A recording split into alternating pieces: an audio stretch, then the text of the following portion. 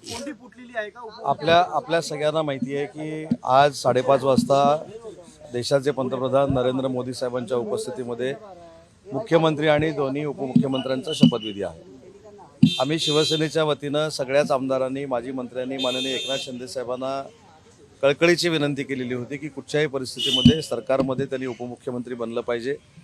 त्यांनी ज्या योजना सुरू केलेल्या आहेत त्याच्या संदर्भात देवेंद्रजी मुख्यमंत्री असताना ते देखील सरकारमध्ये असले पाहिजे, ही आमची सगळ्यांची भूमिका होती.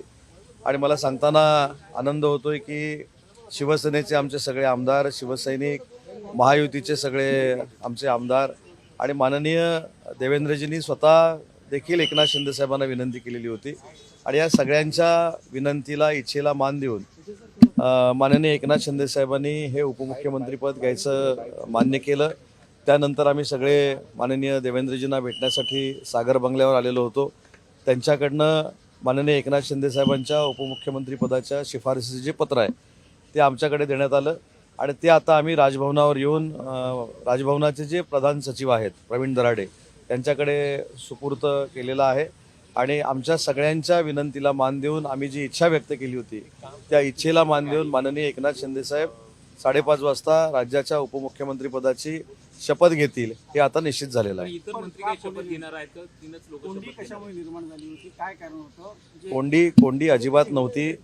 प्रत्येकाची म्हणजे जे मुख्यमंत्रीपदाचे शपथ घेणार आहेत ते देवेंद्रजी असतील, आम्ही माजी मंत्री सगळे असू, शिवसेनेचे सगळे पदाधिकारी असतील, शिवसेनेचे सगळे आमदार असतील, शिवसेनेचे खासदार असतील, यांची प्रामाणिकपणाची इच्छा होती की ज्या एकनाथ शिंदे साहेबांनी या महाराष्ट्रासाठी, आमच्या सगळ्यांसाठीच फार मोठं राजकीय योगदान देऊन आम्हाला व्यासपीठ उपलब्ध करून दिलेलं होतं, त्यांचं सरकारमध्ये असणं हे अतिशय आमच्या सगळ्यांच्या दृष्टीनं आवश्यक होतं, जनतेच्या दृष्टीनं आवश्यक होतं. आणि म्हणून काल देखील आम्ही सगळ्यांनी, जेवढे आमचे शिवसेनेचे आमदार आहेत, खासदार आहेत, महत्त्वाचे पदाधिकारी आहेत, या सगळ्यांनी शिंदे साहेबांना विनंती केली की तुम्ही जो विचार करताय की संघटन प्रमुख म्हणून, पक्षप्रमुख म्हणून महाराष्ट्रभर फिरून संघटन करायचं आणि अन्य कोणाला तरी संधी द्यायची, हे आम्हाला कोणालाही मान्य नाही.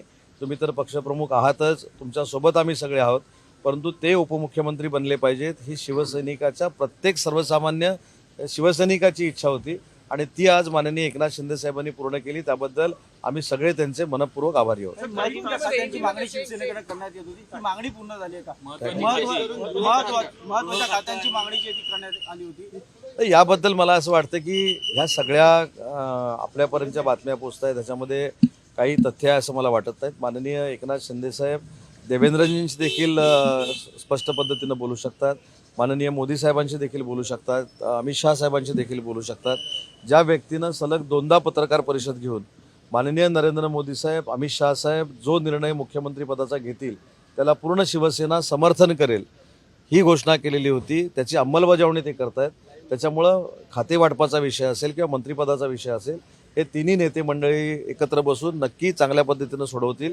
त्याच्यामधनं कुठेही वेगळं चित्र निर्माण करण्याची कोणाची इच्छा असणार नाही. आणि हे देखील स्वतः एकनाथ शिंदे साहेबांनी सांगितलेलं आहे. सर हिंदी में जाना चाहेंगे, आखिरकार क्यों देरी हुई? सर पीएम मोदी आ रहे हैं, हिंदी में जानना चाहेंगे.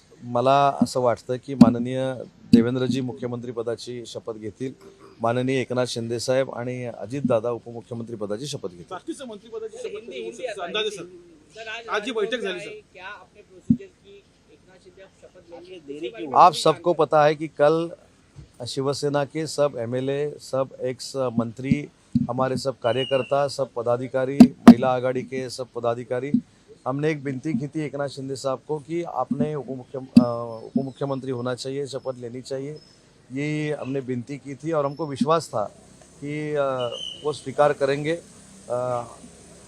विद्यमान जो अभी मुख्यमंत्री होने वाले हैं वो देवेंद्र जी ने भी उनसे विनती की थी, महायुति के सब आमदार लोगों ने की थी. तो उस विनती का सम्मान करते हुए माननीय एकनाथ शिंदे साहब ने जो हमको विश्वास था उसी तरह वो स्वीकार करने का ऐलान किया. बाद में हम देवेंद्र जी के पास आए, उन्होंने हमारे पास एक जो लेटर दिया था राजभवन के लिए वो लेके हम राजभवन में आए थे. प्रवीण दराडे करके जो प्रधान सचिव है राजभवन के, उनके पास हमने वो सुपुर्द किया है. अभी 5:30 बजे मुख्यमंत्री देवेंद्र जी और उपमुख्यमंत्री एकनाथ शिंदे साहब भी शपथ लेंगे उपमुख्यमंत्री पद की. सर ऐसा कहा जा रहा था कि ये दबाव की राजनीति कर रहे हैं, उनके बारे में आप क्या जवाब देंगे? नहीं, दबाव की अगर राजनीति रहती तो पिछले 5 दिन में 2 बार खुद एकनाथ शिंदे साहब ने खुद की पत्रकार परिषद लेके समर्थन जो डिक्लेयर किया वो हम नहीं करते, क्योंकि उन्होंने बोला था कि केंद्रीय नेतृत्व जो नरेंद्र मोदी साहब है, अमित शाह साहब है, जो मुख्यमंत्री पद के लिए निर्णय लेंगे वो हम शिवसेना वाले मान्य करेंगे, उनका पूरा समर्थन करेंगे, यही घोषणा साहब ने की थी। और वो बीमार थे, आप सबको मालूम है, लेकिन बीमार होने के बाद वो उनके नेटिव प्लेस गए थे। ऐसा कुछ नहीं है दबाव। हमने अभी सच कहना है तो हमने उन पे ऊपर हम सब लोगों ने उनके ऊपर दबाव डाला और हमारे दबाव का स्वीकार करते हुए उन्होंने उप मुख्यमंत्री पद का स्वीकार किया। क्या गृह विभाग को लेकर पेच फंसा हुआ था, इसलिए वो नहीं चाह रहे थे कि वो उप मुख्यमंत्री पद स्वीकारे? कौन सा गृह विभाग चाह रहे थे? मैं यही बोल रहा हूँ कि ये सब आपके पास सूत्रों से आया हुआ हवाला है। हमारे तीनों लीडर जो है, माननीय एकनाथ शिंदे साहब है, देवेंद्र जी है, अजीत दादा है, वो बैठ के वो तय करेंगे कि कौन सा खाता रहेगा, कौन मंत्री बनेगा। ये अभी आगे जाके होने वाली बात है। अभी तो शाम को 5:30 बजे माननीय पंतप्रधान नरेंद्र मोदी साहब के उपस्थिति में जो ओथ सेरेमनी हो रहा है उसमें उप मुख्यमंत्री करके माननीय एकनाथ शिंदे साहब शपथ लेने वाले हैं। चला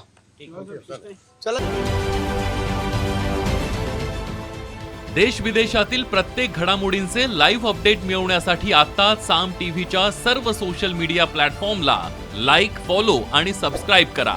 तसंच सर्व नोटिफिकेशनसाठी बेल आयकॉन प्रेस करायला विसरू नका।